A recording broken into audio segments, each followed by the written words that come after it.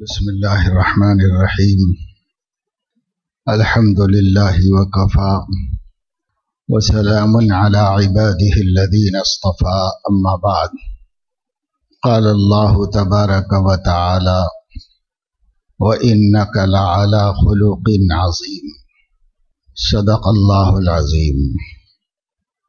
ایک لمبے سفر سے واپسی صبح میں ہوئی اور ایک پڑوسی ریاست کے مختلف علاقوں میں جانے کا موقع ملا۔ بہت سی اچھی باتیں مسلمانوں کی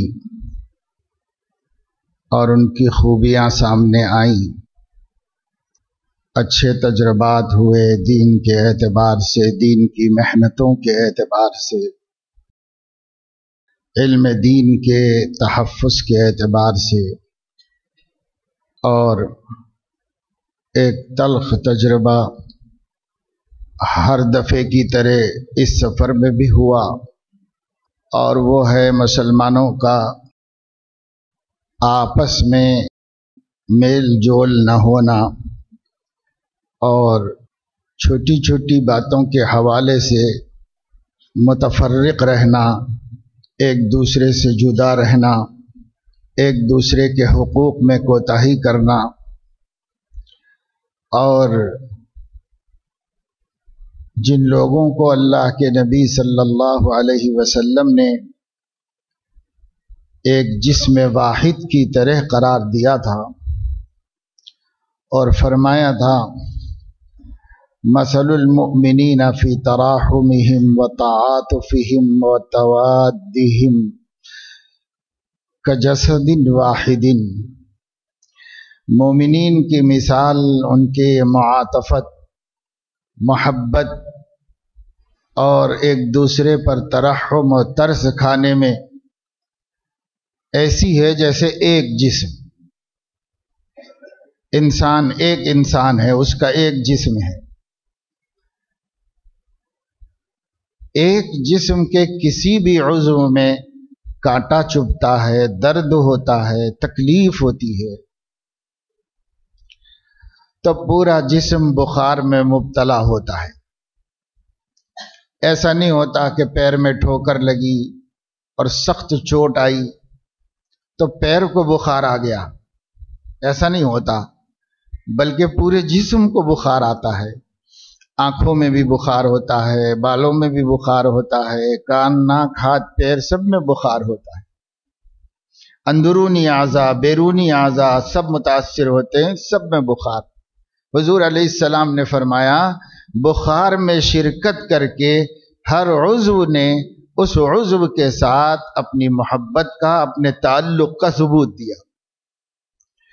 اسی طرح مسلمانوں کا معاملہ ہے کہ مسلمانوں میں کسی کو کسی وجہ سے بھی تکلیف پہنچے تو تمام مسلمانوں کو بلا لحاظ مسلک و مشرب تکلیف پہنچنی چاہیے۔ سب کا دل دکھی ہونا چاہیے کہ فلاں کو کیوں تکلیف پہنچی، فلاں کو کیوں تکلیف پہنچی، بس اس کا مسلمان ہونا کافی ہونا چاہیے۔ گنہگار ہو، نیکوکار ہو، عوام ہوں، علماء ہوں، اچھے سمجھے جاتے ہوں یا سماج میں اچھے نہیں سمجھے جاتے ہوں، جیسے بھی ہوں لیکن مسلمان ہیں تو ان کا اکرام اور ان کا احترام دلوں میں ہونا چاہیے، اور ہر ایک کا دکھ دوسرے کے دکھ کا سبب بننا چاہیے۔ کہنے کو یہ باتیں آسان ہیں لیکن برتنے کے لیے بہت مشکل ہے کہ آدمی ایسا مزاج بنا لے اور واقعی ایسا کر کے دکھا دے، یہ مجاہدہ ہے۔ لیکن اگر دین کا کوئی حکم، وہ بھی نہایت اہم حکم، مشکل ہے تو مشکل ہونے کی وجہ سے چھوڑ تو نہیں دیا جائے گا، اختیار کیا جاتا ہے، مشکل کو برداشت کیا جاتا ہے۔ دنیا میں ہمارا یہی طریقہ ہے، جو ہمارے نفع اور کام کی چیز ہے اس کو حاصل کرنے میں اگر مشقت سے گزرنا پڑتا ہے تو گوارا کر لیتا ہے کہ بھئی یہ فائدہ تو ہو جائے گا، نہیں تو یہ فائدہ ہمیں کیسے ملے گا؟ اس لیے آدمی مشقت کرتا ہے، اٹھاتا ہے۔ دین میں بھی یہی کر لینا ہے بس، کہ جو کام مشکل محسوس ہو، جو کام تکلیف دہ محسوس ہو، تو بھائی اس کے فائدے سے ہم کیسے محروم ہو جائیں، اس کا فائدہ حاصل کرنا چاہیے۔ لہذا مشقت ہے، گوارا کر لیں گے۔ مشقتیں دنیا ہی میں تو ہیں۔ حفت الجنت بالمکارہ وحفت النار بالشہوات۔ حضور اکرم صلی اللہ تعالی علیہ وسلم نے فرمایا کہ اللہ تعالیٰ نے جنت بنائی، جہنم بنائی، اور پھر جبرائیل سے کہا کہ ذرا جاؤ میری جنت دیکھ کے آؤ کیسی ہے۔ انہوں نے جا کر جنت دیکھی اور اللہ تعالیٰ کو آ کر بتایا، اگرچہ کہ اللہ اس کے محتاج نہیں، لیکن وہ اللہ کی ایک حکمت ہوتی ہے۔ تو انہوں نے آ کر بتایا، یا اللہ وہ تو ایسا بہترین ٹھکانہ ہے، ایسی حسین اور خوبصورت جگہ ہے کہ جس کو اس کے بارے میں ذرا بھی پتہ چل جائے گا، ایک بندہ بھی تیرا ایسا نہیں ہوگا جو جنت میں نہ جائے، سب جنت ہی میں چلے جائے۔ تو اچھا میری جہنم دیکھ کے آؤ۔ انہوں نے جا کے جہنم دیکھی، اس کا جائزہ لیا، پھر آئے اور اللہ تعالیٰ سے انہوں نے بتایا کہ اے اللہ اتنی خطرناک، اتنی سنگین اور اس قدر تکلیف دہ جگہ آپ نے بنائی ہے کہ آپ کے بندوں کو جہنم کا پتہ چل جائے کہ کیسی ہے، ایک بندہ بھی جہنم میں نہیں جائے گا، سب بچ جائیں گے، کوئی بھی جہنم میں نہیں جائے گا، ان کو پتہ چل جائے جہنم کیسی جگہ کا نام ہے۔ تو اللہ تعالیٰ نے پھر جنت کے اوپر مکارہ کا پردہ اڑا دیا اور جہنم کے اوپر شہوات کا پردہ اڑا دیا۔ شہوات یعنی ناجائز خواہشات، خواہشیں رکھ سکتا ہے انسان، پوری کر سکتا ہے، منع نہیں ہے، لیکن خواہشیں دو قسم کی ہیں، ایک جائز ہے، ایک ناجائز ہے۔ جو جائز ہیں اس میں تو اللہ خود کہہ رہا ہے کہ کلو واشربو، کھاؤ پیو۔ اللہ تعالیٰ خود فرما رہا ہے، من حرم زینت اللہ التی اخرج لعباده والطیبات من الرزق قل ہی للذین آمنوا فی الحیات الدنیا۔ آپ پوچھئے کہ کس نے لوگوں کے لیے پاکیزہ چیزیں اور زینتیں جو اللہ نے بنائی ہیں حرام کی؟ کس نے حرام کی؟ آپ بندوں کو میرے بتائیے کہ وہ ایمان والوں کے لیے ہی پیدا کی گئی ہیں۔ قل ہی للذین آمنوا فی الحیات الدنیا، وہ اس دنیا ہی میں ان کے لیے پیدا کی گئی، نقد انعام ہے ایمان والوں کا، پھر آخرت کا آخرت میں ہے۔ تو منع کہاں کرتا ہے اللہ تعالیٰ؟ تو کچھ خواہشات ہیں جن کا پورا کرنا اللہ نے ممنوع کر دیا ہے، ان خواہشات کو شہوات کہتے ہیں۔ اللہ تعالیٰ نے ان ممنوع خواہشات کا ایک پردہ جہنم پر ڈال دیا۔ اب یہ طے فرما دیا کہ جو شخص یہ پردہ نہیں پھاڑے گا وہ جہنم میں نہیں جائے گا، اور جنت کے اوپر مکارہ یعنی مشقتوں کا، کلفتوں کا، تکلیفوں کا، صبر کا پردہ ڈال دیا اللہ تعالیٰ۔ جو شخص اس پردے کو نہیں پھاڑے گا وہ جنت میں نہیں جائے گا، اور جو اس پردے کو پھاڑ دے گا تو جنت اس کے لیے کھلی ہوئی ہے، وہ جنت میں چلا جائے گا۔ تو ایک کو بند کیا اللہ نے شہوات سے، اگر وہ چھوڑ دے آدمی تو جہنم میں نہیں جا سکتا، اور ایک کو بند کیا اللہ پاک نے مکارہ سے، یعنی مشقتوں اور کلفتوں اور ناگوار حالات سے، اگر آدمی اس کو انگیز کر لے، برداشت کر لے، اسے نہ توڑے تو اسے پھاڑ ڈالے تو جنت میں چلا جائے گا۔ اور اسی کو کہا جاتا ہے والذین جاہدوا فینا لنہدینہم سبلنا، جو ہماری راہ کی مشقتوں کو گوارا کرتا ہے تو ہم اس کے لیے راستے کھول دیتے، آسانی سے وہ جنت میں چلا جائے گا، بشرطے کہ وہ مکارہ کو برداشت کرے۔ ناپسندیدہ چیزیں بہت سی انسان کو آتی ہیں۔ اب ایک آدمی نے دکھ دیا، تکلیف دی، تو آدمی کے دل میں آتا ہے کہ صاحب میں بھی اس کو کچھ تکلیف دوں. فطرت ہے انسان کی، اس نے مجھے ستایا ہے تو اس کو میں ستاؤں یا کوئی تو ستا دے اس کو، تاکہ میرا کلیجہ ٹھنڈا پڑے، مجھے کچھ اطمینان ہو جائے. یہ انسان کی فطرت میں ہے، مگر اللہ تعالیٰ نے اس خواہش کو ہم پر حرام کر دیا ہے. یہ خواہش نہیں کرو، بلکہ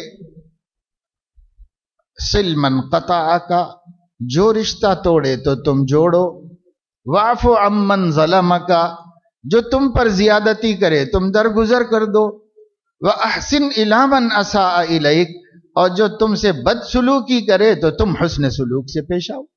تم کس نبی کی امت ہو اس کو غور کر لو، سوچ لو. اپنے عالی نبی کے عالی خلق کی نسبت رکھتے ہو، اس نسبت کی کچھ تو لاج رکھو، اور اس پہ کسی درجے میں کچھ فیصد عمل کر کے دکھاؤ، ہر شعبے میں، ہر پہلو میں. تو یہ پیغام ہے نبی کا جو اس وقت سب سے زیادہ عام کرنے کی ضرورت ہے، سب سے زیادہ عام کرنے کی ضرورت ہے. ہمارے دشمنوں نے سب سے بڑا ہتھ کنڈا اس وقت استعمال کیا ہوا ہے، اور سب سے بڑا ہتھ کنڈا افتراق مسلمین ہے. مسلمانوں کا بکھر جانا، مسلمانوں کا ایک دوسرے سے قلوب کا بدل جانا، یہ سب سے بڑا ہتھ کنڈا ہے باطل کا. اسی سے شیطان جیت جاتا ہے، اسلام کو مغلوب کرنے اور مسلمانوں کو مصائب میں مبتلا کرنے میں شیطان جیت جاتا ہے.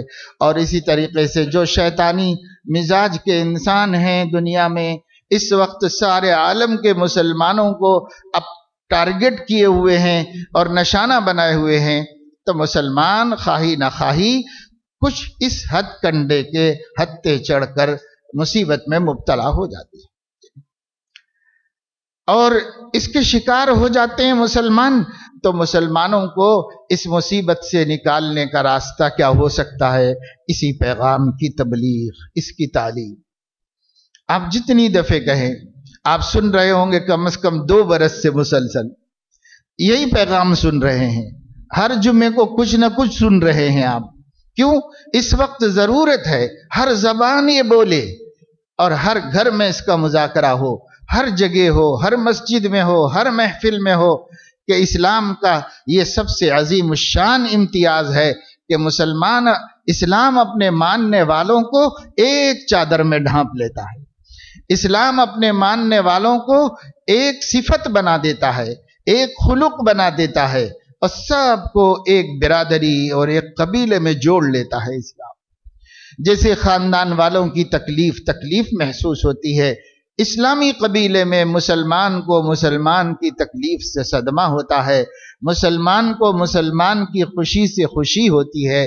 یہ بات، یہ پیغام اس دور میں سب سے زیادہ عام کرنے کی ضرورت ہے، اور اس کے لیے اپنے نبی، اپنے آقا نبی رحمت سیدنا و حبیبنا حضرت محمد صلی اللہ علیہ وسلم کو، جو اللہ کی رحمت ہے، ہمارے آنکھوں کی ٹھنڈک ہیں، ہماری نجات کی ضمانت ہیں، جن کا اسوہ، جن کے خلق کریم، جن کی عادتیں اور جن کی ایک ایک ادا ساری دنیا کے دلوں کو اپیل کرتی ہے اس طرف جھکنے اور اسے اختیار کرنے.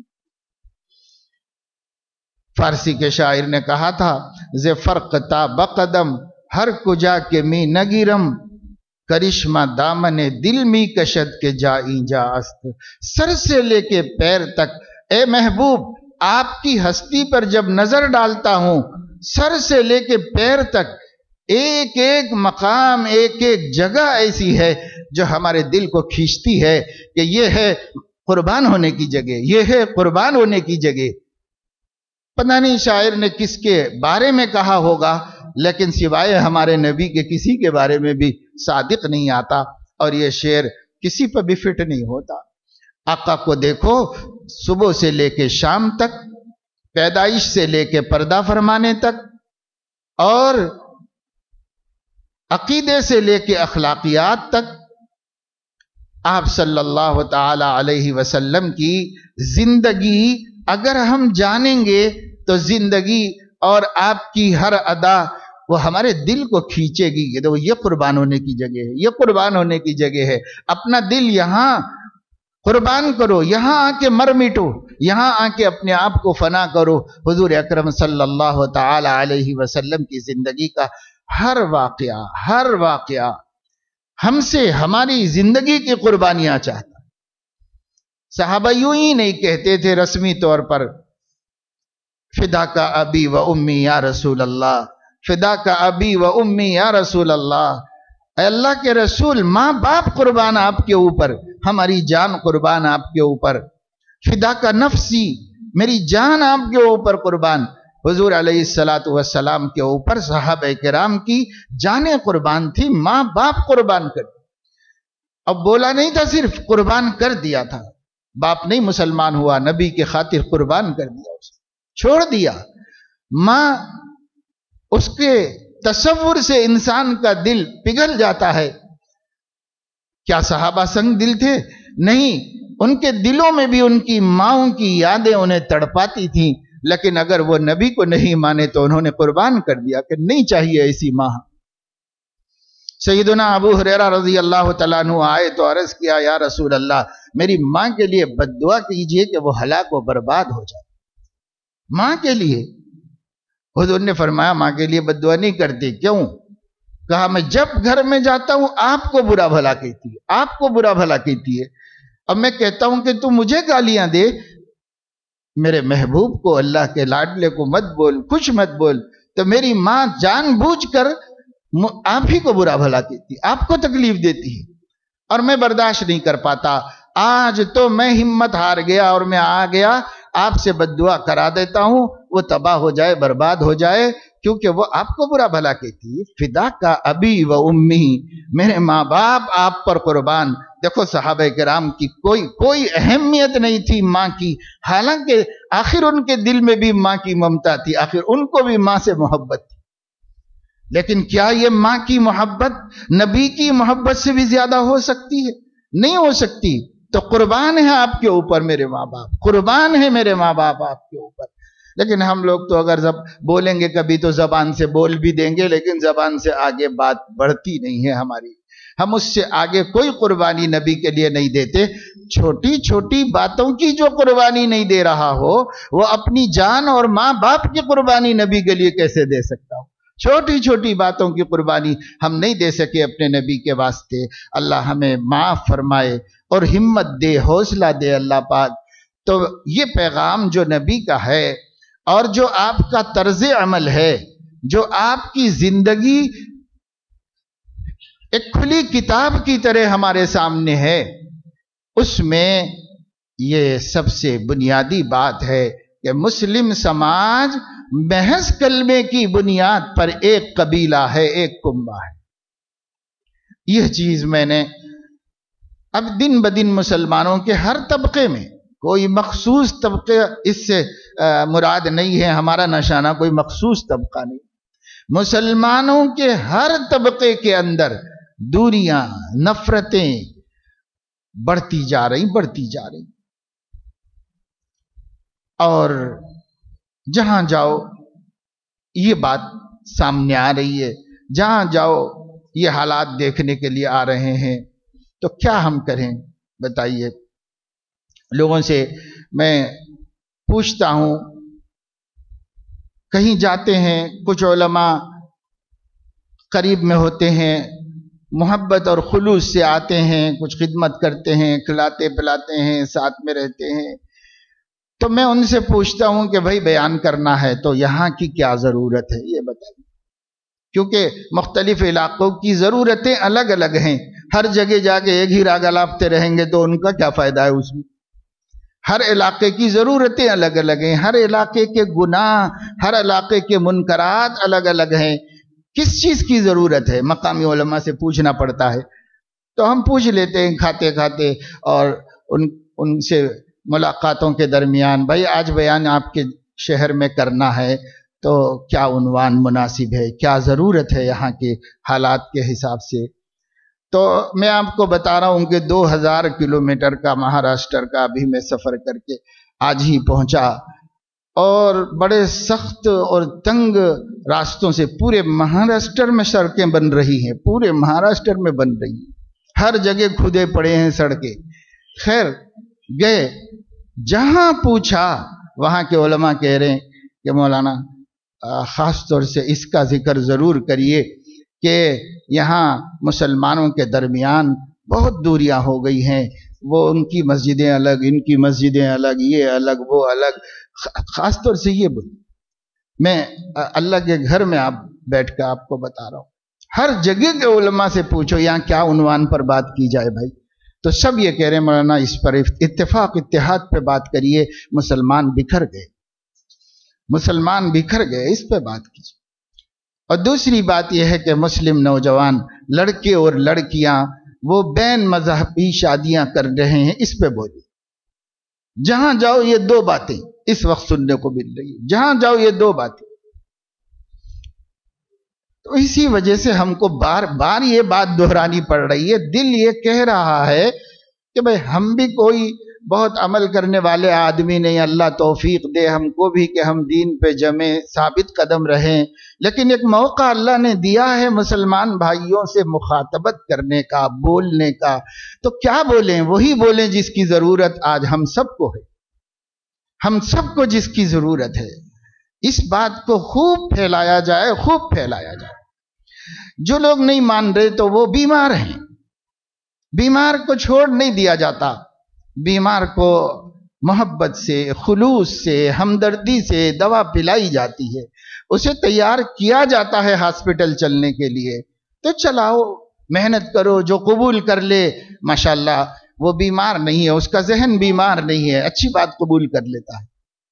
کچھ لوگ ہیں تو ان کے دل اور ذہن بیمار ہیں، اچھی بات قبول نہیں کرتے، اس کی تعویل کرتے، حجت کرتے، بحث کرتے ہیں۔ بحث تو نہیں کریں لیکن کہیں کہ دیکھو بھائی ہم تو ساری باتیں سن کے یہی کہیں گے، ہم مسلمان ہیں تو ایک دوسرے کے دست و بازو ہیں، اور ایک دوسرے کے لیے ایک جسم اور ایک جان ہے۔ حضور نے تو یہی مثال دی نا، حضور علیہ السلام ممبر پر چڑھے اور فرمایا، اب بڑا عجیب خطبہ دیا، مختصر مختصر لفظ، شارحین حدیث اس قدر شرح کرتے ہیں اور کہتے ہیں کہ یہ حضور کے جوامع الکلم ہیں، معجزہ ہے حضور علیہ السلام کا۔ آپ ممبر پہ کھڑے ہوئے اور فرمایا، لا تناجشوا ولا تباغضوا ولا تحاسدوا وكونوا عباد اللہ اخوانا۔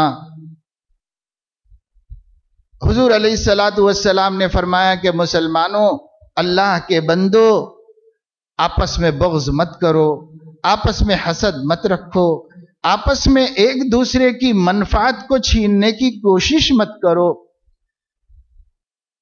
تناجش کا مطلب یہ ہے کہ ایک آدمی ایک چیز کی بولی لگا رہا ہے اور دوسرے آدمی کو خریدنا نہیں ہے لیکن اس نے بولی لگائی تاکہ وہ قیمت بڑھا کر اس کا نقصان کر دے اور کسی کا بھلا کر دے، فائدہ کر دے۔ لینا ہو تو لگاؤ بولی، لینا نہیں ہے تو یہ جو فضولی بولی لگاتے ہیں، ان فضولیوں کے بولی لگانے کو حضور نے فرمایا یہ تناجش ہے، یہ درست نہیں۔ اسی طریقے سے ایک آدمی ایک مال کا سودا کر رہا ہے، جب تک 1-2 نہ ہو جائے تم مت لگاؤ اس کے اندر، اپنی نیت خراب مت کرو۔ وہ بھائی لے رہا ہے، لے لینے دو، ایک مکان بک رہا ہے، ایک پلاٹ بک رہا ہے، ایک مال رکھا ہوا ہے اور ایک آدمی بولی لگا رہا ہے، تم رکے رہو تا وقت کہ ان دونوں کا کوئی فیصلہ نہ ہو جائے۔ اب ہم جلدی سے گھسے اور اس کی اور قیمت لگا دی بڑھ کے، تو وہ ہماری طرف متوجہ ہو گیا، اس سے بات چیت چل رہی تھی، ہو سکتا تھا کچھ طے ہو کر اس کا بھلا ہو جاتا، ہم گئے اور اس کا بھلا نہیں ہونے دیا۔ حضور نے فرمایا یہ تناجش ہے، لا تناجشو، ایسا نہیں کرو۔ اور مثال دی دوسری حدیث کی روشنی ہی میں شارحین حدیث نے کہ کسی شخص نے کسی کی بچی کے لیے پیغام بھیجا ہے، تو وہ پیغام جب تک جواب نہ مل جائے اس کو، اور جب تک ان دونوں کے درمیان 1-2 نہ ہو جائے، دوسرا کوئی شخص پیغام وہاں پر نہ بھیجے۔ نہیں معلوم ہے تو الگ بات ہے، معلوم رکھ کر نہ بھیجے وہاں پر پیغام، اس لیے کہ یہ تناجش ہے، اور تناجش مسلمانوں کے درمیان بے مروتی، بے رحمی کی بات ہے، اور مسلمان بے مروت نہیں ہوتا۔ مسلمان تو ہر ایک کے لیے ہمدرد ہوتا ہے، ہر ایک کے لیے ہمدرد ہوتا ہے. یہ نہیں کہ صاحب ہم نے جا کے بیچ میں مداخلت کر لی، سودا دوست کا کرا دیا یا اپنا کرا لیا اور بیچارہ ایک شخص سائڈ میں ہو گیا اور اس کو چالاکی سمجھ رہے، اس کو ہوشیاری سمجھ رہے ہیں. اور یہ کیسے ہم کر رہے ہیں؟ ہمارے لیے نبی نے فرمایا نہیں کرو، تباغض بھی نہیں کرو. تباغض کے معنی ہے ایک دوسرے کے دل میں کینے کا ہونا، ایک دوسرے کی طرف سے میل پیدا ہو جانا اور اس میل کو پرورش کرنا. اس کو غش بھی کہتے ہیں، اس کو غل بھی کہتے ہیں اور اسے اردو میں کینہ کہتے ہیں. تمام مشائخ کا اس پر اجماع ہوا ہے. مشائخ یعنی جو تربیت کرنے والے اللہ والے لوگ ہیں، تمام مشائخ کا اس پر اجماع ہے کہ سینہ میں کینہ ہوتے ہوئے راہ خدا میں روحانی ترقی ممکن ہی نہیں. اللہ کے راستے میں روحانیت میں ترقی نہیں ہو سکتی. انسان کی عبادتیں بڑھ سکتی ہیں، اعمال بڑھ سکتے ہیں، وضاقتہ درست ہو سکتی ہے، لیکن روحانیت کا خدا کا قرب حاصل کرنا ممکن نہیں ہے. جب تک کینہ نکلے گا نہیں اللہ تعالیٰ کی طرف ایک قدم بھی آگے نہیں بڑھے گا انسان. ہم کس بھول بھلیاں میں جی رہے ہیں دین کے نام پر. ہمارے دل بھرے ہوئے ہیں بغض سے، عناد سے، کینے سے. ہم اپنے دل کو تسلی دے لے رہے ہیں نہیں بھئی یہ ہمارا اختلاف ہے، اس سے ہمارے دل میں کچھ بھی نہیں ہے. کچھ بھی نہیں ہے تو آپ عیادت کیوں نہیں کرتے؟ آپ سلام کیوں نہیں کرتے؟ آپ محبت خلوص کے ساتھ ملتے کیوں نہیں؟ آپ اس کی بات کیوں نہیں سنتے؟ آپ اس کے گھر میں کھانا کیوں نہیں کھاتے؟ اپنے گھر بلا کے کھلاتے کیوں نہیں؟ آپ اس کے ساتھ تعلقات استوار کیوں نہیں رکھے ہوئے ہیں؟ اور کیوں اس کے ملنے سے چہرے پر ناگواری کا اظہار ہو رہا ہے؟ کیوں آپ نظر آنے پر دوسری طرف چہرہ پھیر کے نکل جا رہے ہیں؟ کیوں ایسا ہو رہا ہے؟ میں گیا ایک ٹائلز کی دکان میں، ایک مسجد کا کام چل رہا ہے تو اس کے سلسلے میں گیا. تو وہاں پر میں بات کر رہا تھا، کھڑا ہوا تھا، لوگ جاننے والے، کئی جاننے والے لوگ آ گئے تو ان لوگوں نے سلام کیا، ملاقات کی. ایک صاحب آئے تو سر سے پیر تک سنت کے مطابق، سر سے پیر تک سنت کے مطابق ہیں اور بالکل نظر بچا کر سائیڈ سے نکل. اب میں نے سلام کرنے کی کوشش بھی کی تو وہ دوسرے سے بات میں مشغول ہو گئے. اور سر سے پیر تک مسنون ہے، نوجوان، پوری داڑھی، زلفیں، پگڑی اور جبہ اور سب ہے. ایک آدمی سامنے کھڑا ہوا ہے، بوڑھا ہے، اس کی داڑھی سفید ہے، مسلمان تو دکھ رہا ہوں گا میں کسی کو، تو سلام کرنے میں کیا حرج ہے؟ لیکن دل بھرے ہوئے ہیں مسلمانوں کے اس وقت میں. ہر شخص کئی دفعے دیکھتا ہوں، راستہ چل رہے، موٹر سائیکل پہ کوئی آ رہا ہے، مسلمان ہے، ٹوپی پہنا ہوا ہے، داڑھی رکھا ہوا ہے. ہم چاہ رہے ہیں کہ ہم نظر ملے تو سلام کریں، مگر دونوں دوسری طرف منہ کر کے نکل گئے. کیا مسلمانوں کو ایسا ہو گیا ہے؟ کیوں دلوں کے اندر یہ بغض و عداوتیں آ رہی ہیں؟ کیسے آ رہی ہیں؟ اور یہ تو اپنے ہی جماعت کے لوگوں کی بات کہہ رہا ہوں، اور جو پھر جماعتیں بدل جائیں تو پھر تو کیا کہنے. کتنی دوریاں ہیں، کتنی دوریاں ہیں، کتنی ہمارے درمیان میں خلیجیں شیطان نے بنا دی ہیں اور ایک سے دوسرے کو دور کر دیا ہے. یہ کیسے کام چلے گا؟ تو جہاں جاتے ہیں علماء سے پوچھتے ہیں کیا بولیں، علماء کہتے ہیں مولانا اتحاد اتفاق پہ بات کریے. یہاں حالات بہت خراب ہیں، یہاں حالات بہت گرم چل رہے ہیں، اتفاق و اتحاد پہ بیان کیجئے. ایک جگہ رات میں پروگرام دو کہنے لگے آج ہمارا جلسہ ہے نا، تو اسی مسجد کے مصلی آج یہاں نماز پڑھنے نہیں آئے ہیں، دوسری مسجد کو چلے گئے ہیں، کیونکہ ان کو اس میں شریک ہونا پڑے گا، کیونکہ ہمارا تعلق فلاں سے ہے، ان کا تعلق فلاں سے. الامان الحفیظ، اگر یہی صورتحال ہوگی تو پھر اللہ اپنے دشمنوں کو ہم پہ مسلط کرے، اس میں دیر نہیں لگے گی. اللہ اپنے دشمنوں کو مسلط کرے گا. کیا کہہ رہے ہیں، کیا کہہ رہے ہیں، کیسی کیسی باتیں ہو رہی ہے. میں نے ایک پیوستہ جمعے کو کے صدر صاحب نے کہا اجتماع ہو رہا ہے، اعلان کر دیجئے. وہ 3 جمعوں سے کہہ رہے ہیں، لیکن میں نے کہا ابھی کیا جلدی پڑی ہے، بالکل قریب میں کر دیں گے. تو اعلان کر دیا، ٹھیک ہے. اس کے بعد اس سلسلے میں اتنے فون آئے مجھے، اتنے فون آئے. بعض لوگوں نے احترام کے ساتھ بات چیت کی اور کچھ جاننا چاہا اور بعض لوگوں نے نہایت بدتمیزی بےہودگی کے ساتھ مسلسل راستوں میں سفر میں فون کٹ جا رہا ہے، میں بول رہا ہوں کہ سگنلز کام نہیں کر رہے ہیں بھائی، میں ہائی وے پر ہوں، تو بھی پھر ملا کے آپ ایسا بولے، آپ ایسا بولے، آپ ایسا بولے۔ کیا غضب کر دیا گیا؟ کیا کسی مندر میں جانے کو کہا گیا؟ اور کیا کسی چرچ میں جانے کو کہا گیا؟ بھائی دین کی بات ہو رہی ہے، جاؤ اس میں، اور جی چاہے تو جاؤ اور جی نہ چاہے تو نہ جاؤ۔ زبردستی ہے کیا؟ ہمارا اعلان کرنے سے ہر آدمی ہر پروگرام میں چلے جاتا ہے کیا؟ نہیں آتا بھائی، آپ کا من ہے، آپ کا علم ہے، آپ کی اپنی ترجیحات ہیں، آپ اپنی ترجیح سے کہاں جانا چاہتے ہیں وہاں جائیے۔ بس دیندار رہنا ضروری ہے کہ ہم دین میں ترقی کریں، ہمارے دین میں اضافہ ہو، ہم دین پہ چلیں، اس سے بڑھ کر کیا چاہیے؟ اس کے لیے آپ کے دلوں کا اطمینان جس طرف ہے اس طرف سے دین حاصل کرو۔ اگر وہیں سے آپ کا دین بن رہا ہے، وہیں سے اخلاق سنور رہے ہیں، وہیں سے عقیدے صحیح ہو رہے ہیں، کرو بھائی۔ بس اتنا ہے کہ گمراہوں کے پاس مت جاؤ، جو گمراہ ہیں، جن کو علماء نے بتا دیا کہ یہ غلط راستے پر ہیں، یہ اہل السنت والجماعت میں سے نہیں ہیں، تو وہاں نہ جاؤ۔ ہم علماء اہل سنت والجماعت کے کسی شخص کو جب تک کافر نہیں کہتے، یعنی کہنا جائز نہیں سمجھتے، جب تک کہ وہ ایسے کام کا ارتکاب کرے جس نے اس کو ایمان میں داخل کیا تھا، اس کے خلاف کرے۔ اس کو کہتے ہیں مومن بھی۔ جن چیزوں پر ایمان لانا ضروری ہے، اگر اس میں سے سب یا کسی بات کا انکار کرنا دلائل سے ثابت ہو جائے، اس سے پہلے تک نہیں کسی کے ساتھ۔ عام طور سے ہم لوگ اور اہل مدارس اور دعوت و تبلیغ کے ساتھی وہ سب جو ہیں اپنے آپ کو دیوبندی کہتے ہیں، اور نسبت ان بزرگوں کی طرف کرتے ہیں جن بزرگوں نے اعتدال کا راستہ اہل السنت والجماعت کے عقائد کی روشنی میں ہمیں دکھایا ہے، جس میں تشدد نہیں ہے، جس میں مبالغہ نہیں ہے، جس میں کمی کوتاہی بھی نہیں ہے، تو اس کو ہم نے اختیار کیا ہوا ہے۔ سب مسلمانوں نے، جن نے بھی اختیار کیا ہے، جو نہیں کرتے ہم ان کو کچھ بھی نہیں کہتے، لیکن جنہوں نے اختیار کیا ہوا ہے ان کو ہم بتانا چاہتے ہیں کہ ہمارے بزرگوں میں، ہمارے اکابر میں کیسی شان تھی اتحاد کی، اتفاق کی، کیسی شان تھی۔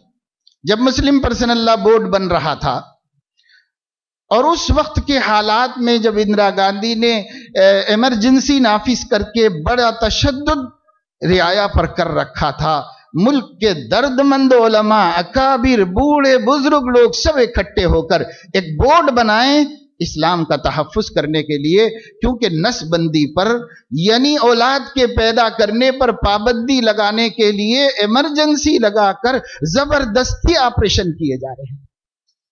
تب ضرورت پڑی تھی، یہ ہمارے دین میں جائز نہیں ہے، اس لیے ہم اپنے پرسنل لا کا تحفظ چاہتے ہیں۔ ایک بورڈ بنانے کی ضرورت پڑی تھی، اور اس وقت ایک بورڈ بنانے کے لیے ضروری تھا کہ ملک میں جتنے مسلمان ہیں سب مسلمانوں کی اس میں نمائندگی کی جائے، ورنہ پھر کوئی اختلاف کرے گا یا حکومت کرائے گی ان کے ذریعے سے۔ ایک بھی باہر رہے گا تو حکومت ان کو یوز کر کے پھوٹ ڈلوائے گی۔ اس لیے سارے جماعتوں کو جوڑ لینا یہ طے پایا، سب لوگ جڑے۔ ایک بریلوی مکتب فکر کے بڑے عالم تھے، مفتی تھے، وہ جڑنے کے لیے تیار نہیں ہوئے۔ چاہا گیا کہ وہ اچھے آدمی ہیں اور ان کا سلسلہ بڑا ہے، وہ جڑ جائیں تو سب کی طرف سے کافی ہو جائیں گے، تو وہ ماننے کے لیے تیار نہیں تھے، انہوں نے دعوت قبول نہیں کی۔ اب بالکل وقت آ گیا تھا کہ بورڈ کا اجلاس ہو، فوری طور پر یہ بن جائے۔ تو حضرت مولانا ولی رحمانی کا نام آپ سنتے ہوں گے، ابھی بھی پرسنل لا بورڈ کے وہ سیکریٹری ہیں، ذمہ دار ہیں۔ ان کے والد حضرت مولانا منت اللہ رحمانی صاحب بہت بڑے عالم دین اور بہت بڑے اللہ والے شیخ طریقت صاحب نسبت بزرگ تھے، بہت بڑے عالم تھے۔ اور حکیم الاسلام حضرت مولانا قاری طیب صاحب نور اللہ مرقدہ، جو دارالعلوم دیوبند کے اس وقت محتمم تھے، 50 سال تک وہ محتمم رہے، بہت बहुत। वो भी हजरत मौलाना कासिम नानोतवी के पोतरे थे। तो दोनों बूढ़े थे, बुजुर्ग थे, इनके भी बड़े सिलसिले थे, बहुत बड़ा मकाम था इनका। वो इतने बड़े मरकज़ के मोहतमिम थे और वो फुलवारी शरीफ की खानका के बहुत बड़े शेख थे। इस सब के बावजूद इन दोनों ने मिलकर ये तय किया कि मिल्लत का इत्तेहाद का सवाल है, इसलिए हमारी इज्जत की कोई अहमियत नहीं, हम दोनों जाकर उन बुजुर्ग के पैर पकड़ कर लेके आएंगे उनको और उनको तैयार करेंगे ताकि वो भी शरीक हो जाएं इसके अंदर। तो दोनों गए, उनकी मजलिस का दिन था, मजलिस चल रही थी, जगह नहीं मिली तो दरवाजे में बैठ गए। इतने बड़े मोहतमिम दारुल उलूम देवबंद के और मौलाना मिन्नतुल्लाह रहमानी, इतने बड़ी बड़ी शख्सियतें वहीं बाहर बैठ गए।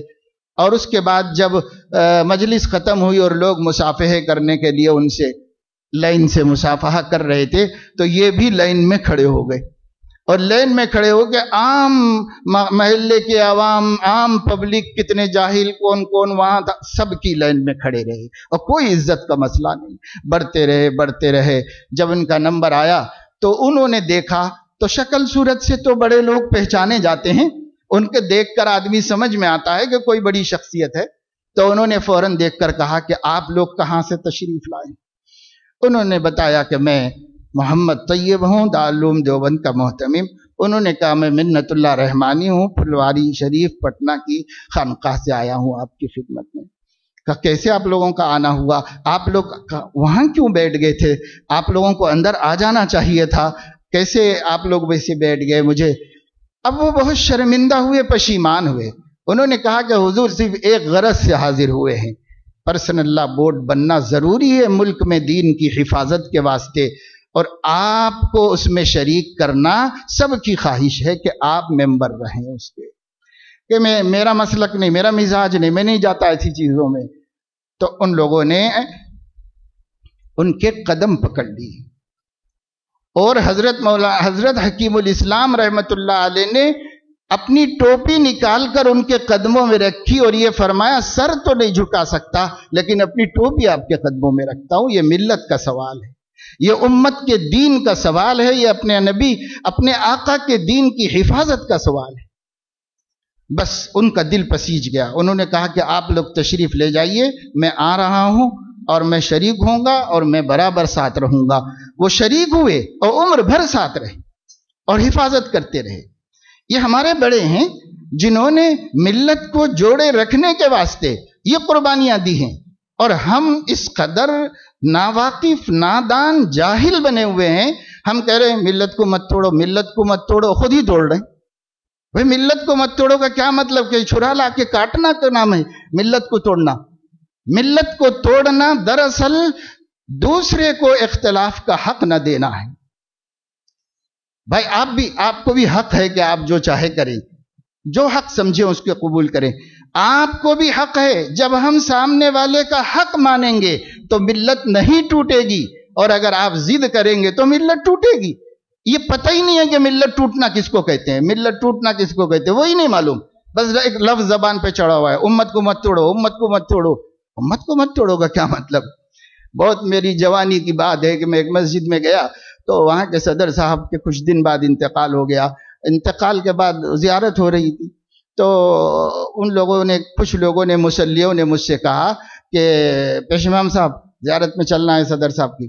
तो मैंने कहा कि भाई मैं तो कभी आज तक गया नहीं और मैं इस वक्त भी नहीं आ सकता। जो भी होगा उनके बच्चों से मिल लूँगा, मैं बाद में बात कर लूँगा, लेकिन इसमें मैं नहीं आऊँगा।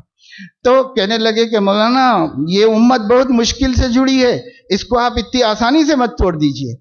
मैंने कहा कि दीन की कीमत पर मिल्लत को नहीं जोड़ा जाता, दीन की कीमत पर, सुन्नत की कीमत पर नहीं जोड़ा जाता मिल्लत को। उस पर तो टूटती है तो टूट जाए, लेकिन दीन के लिए जोड़ा जाता है, दीन के लिए इत्तेफाक किया जाता है, इत्तेहाद किया जाता है, नबी की कुर्बानियों को बचाने के लिए किया जाता है।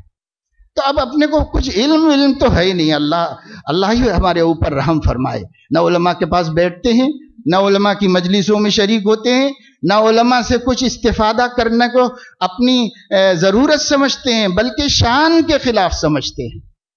تو پھر کیسے معلوم ہوگا کہ جوڑنا کس کو کہتے ہیں، توڑنا کس کو کہتے ہیں، اختلاف کس کو کہتے ہیں، مخالفت کس کو کہتے ہیں، اخلاص کس کو کہتے ہیں، نفسانیت کس کو کہتے ہیں؟ پتہ کیسے چلے گا؟ اگر ہم بڑوں کی باتیں بولتے چلے جائیں تو لفظوں سے دین نہیں بنتا. لفظوں کی حقیقت اور معنی کو سمجھنا پڑتا ہے.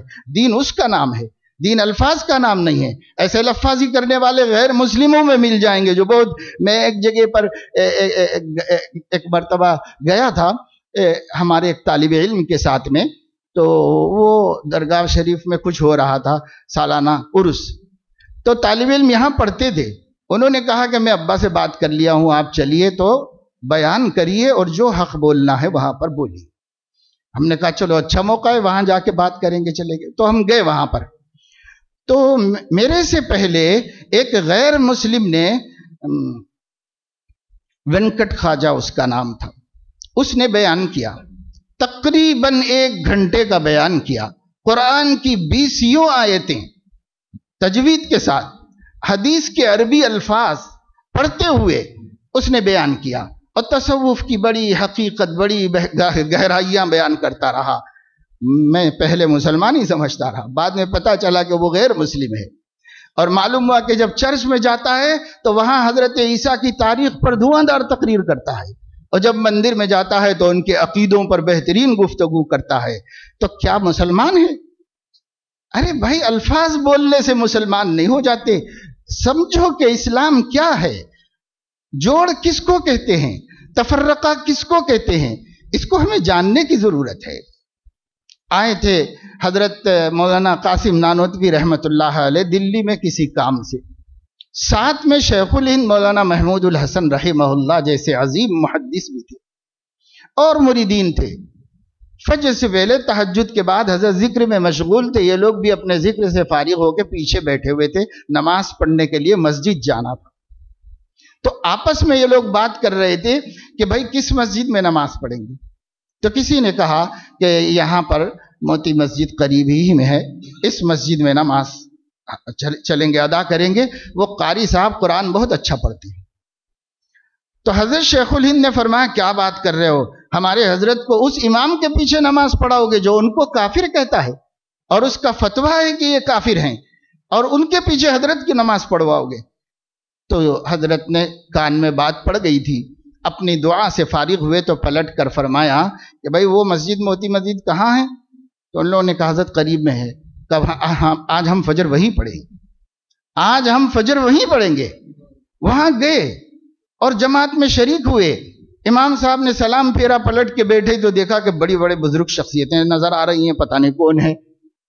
تو انہوں نے نماز کے بعد آ کر مصافحہ کیا اور کہا کہ آپ کا تعارف؟ تو بتایا گیا کہ یہ حجت الاسلام مولانا قاسم نانوتوی ہیں اور یہ شیخ الہند مولانا محمود الحسن ہیں، یہ فلاں ہیں. تو وہ ہاتھ پکڑ کے دم بخود رہ گیا، کہنے لگا آپ لوگ میرے پیچھے، میں تو آپ لوگوں کو کافر کہتا ہوں اور فتویٰ دیا ہوں کہ آپ لوگ کافر ہیں. تو فرمایا کہ آپ ہمیں کافر سمجھتے ہوں گے لیکن ہم آپ کو کافر نہیں سمجھتے. حضرت حجت الاسلام نے فرمایا اور ہم آپ کو معذور بھی سمجھتے ہیں، اس لیے کہ ہو سکتا ہے ہمارے بارے میں اللہ کے نبی کی شان میں گستاخیوں کی خبر آپ کو پہنچی ہوگی، تو آپ جیسا عاشق رسول ہمیں کافر نہ کہے گا تو کیا کہے گا، اس لیے ہم آپ کو معذور سمجھتے ہیں. مگر میں بتانا چاہتا ہوں کہ ہم لوگوں نے کبھی گستاخی نہیں کی، ہم بھی گستاخی کو کفر سمجھتے ہیں. اور اگر آپ کو یقین نہ آئے تو میں آپ ہی کے ہاتھ پر کلمہ شہادت پڑھ کر تجدید ایمان کرتا ہوں. بس جیسے حضرت نے یہ بات فرمائی اس کے آنکھوں سے آنسو رواں ہو گئے، رونے لگا. اس نے کہا کہ میں نے کیسے لوگوں کو کافر کہہ دیا، اللہ اگر آج کا دن نہ آتا تو اللہ میری مغفرت نہ کرتا. میں بھی آپ کے ہاتھ پہ توبہ کرتا ہوں کہ میں نے کیسے عاشقان رسول کو کافر کہہ دیا. میں اپنے کفر سے رجوع کرتا ہوں اور آئندہ کبھی ایسا نہیں کہوں گا.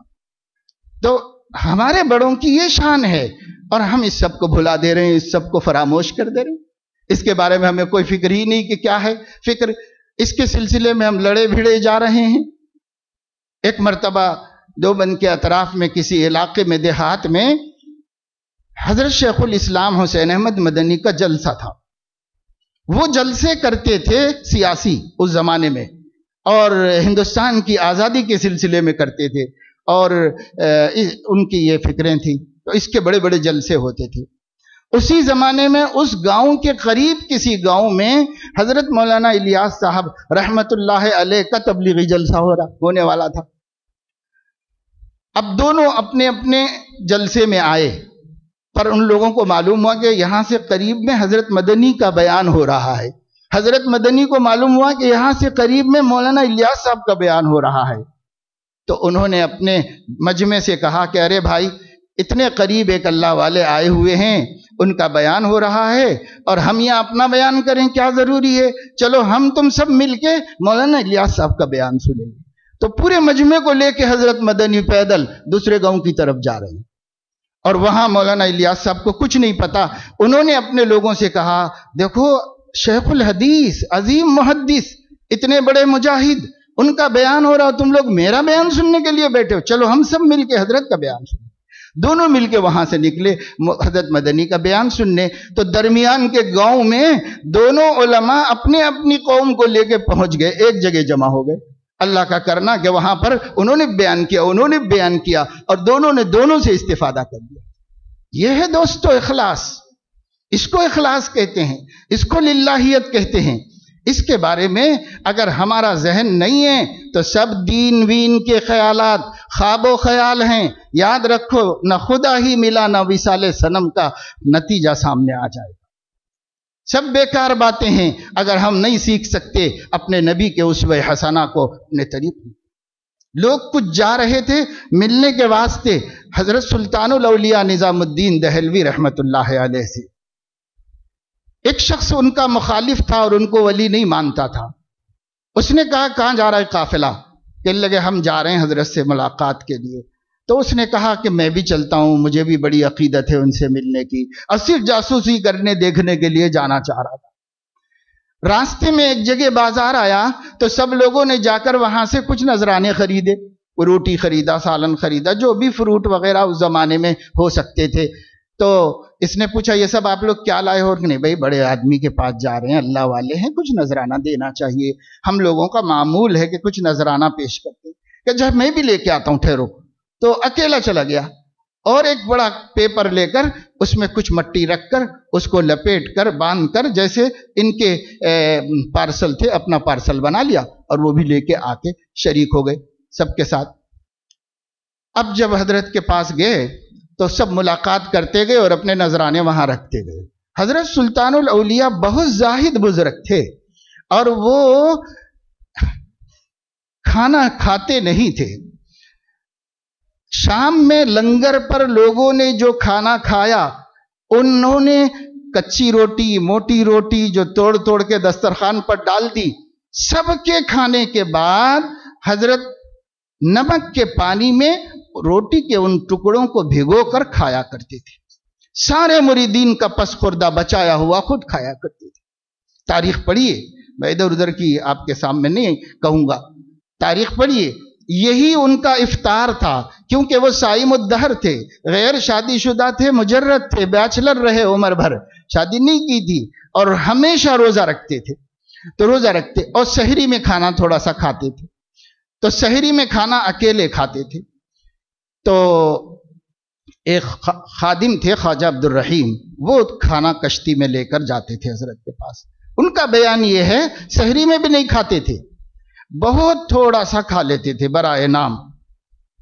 میں ان کی کمزوری دیکھ کر بڑھاپے میں ایک دن کہنے لگا، حضرت اب تو کچھ کھا لیا کرو، آپ کی صحت اب ساتھ نہیں دیتی، ذرا پیٹ بھر کھا لیا کیجئے، دن بھر آپ بھوکے رہتے ہیں اور شام کو بھی کوئی خاص چیز نہیں کھاتے آپ۔ تو کہتے ہیں کہ حضرت کی آنکھ میں آنسو آئے اور فرمایا، عبد الرحیم میرا بھی جی چاہتا ہے، بھوک بھی لگتی ہے، کھانے کو جی بھی چاہتا ہے، جب کھانے کا ارادہ کرتا ہوں تو اسی دلی کی زمین پر وہ بچے یتیم یاد آ جاتے ہیں جن کو ماں نے بھوکا سلایا ہوگا، اور وہ بیوہ کا دوپٹہ یاد آ جاتا ہے جو شوہر کو سوچ کر آنسو پوچھتی ہوگی، میں کیسے پیٹ بھر کے کھانا کھا سکتا ہوں؟ تو نہیں کھاتے تھے حضرت۔ یہ حضرت مولانا علی میاں نے تاریخ دعوت و عزیمت میں لکھا ہے۔ حضرت خواجہ کا یہ حال تھا۔ خیر، اب وہ جب شام میں لنگر لگتا تو یہ جو نذرانے آئے ہوئے تھے یہی سب اس پہ جمع دیے جاتے تھے اور سارے حاضرین کھانا افطار کھاتے۔ لوگ آئے خدام اور سب اٹھا اٹھا کے لے جانے لگے، اٹھا اٹھا کے. تو حضرت دیکھتے رہے، کچھ نہیں کہا. لیکن جب اس شخص کا پارسل اٹھانے پر کسی نے ہاتھ لگایا تو فرمایا یہ رہنے دو، یہ میری آنکھوں کا سرما ہے، یہ کھانے کی چیز نہیں ہے، یہ میری آنکھوں کا سرما ہے، یہ رہنے دو. تو چھوڑ کے لوگ چلے گئے. اب وہ شخص بیٹھ کے دیکھ رہا تھا جس شخص نے ان کو رسوا کرنے کے لیے اور ان کو شرمندہ کرنے کے لیے، ان کی عزت سے کھیلنے کے لیے یہ حرکت کیا تھا، اور ایسے شخص کی عزت کی حفاظت وہ یہ کہہ کر رہے ہیں کہ یہ میری آنکھوں کا سرما ہے، ایک دوست نے لا کر دیا. نہیں، تب اس کے بعد بھی اس کے لیے کیا بچا تھا؟ اس کا دل پگھل گیا، گھل گیا. سامنے آیا اور کہنے لگا کہ حضور میں معافی چاہتا ہوں اپنی گستاخی کی، آپ نے میری عزت رکھ لی اور میری عزت بچا لی. اللہ پاک آپ کی عزت سربلند فرمائے، مجھے معاف کر دیجئے. حضرت نے فرمایا کوئی بات نہیں بھائی، کوئی بات نہیں. اس نے کہا آپ کو کیسے پتا چلا؟ حضرت نے فرمایا اللہ پاک نے مجھے دکھا دیا، اور ایسا دکھ جانا کوئی تعجب کی بات نہیں ہے. وہی لوگ نہیں مانیں گے جو عقل کے بندے ہیں اور جو ایمان رکھتے ہیں اسلامی عقیدوں پر.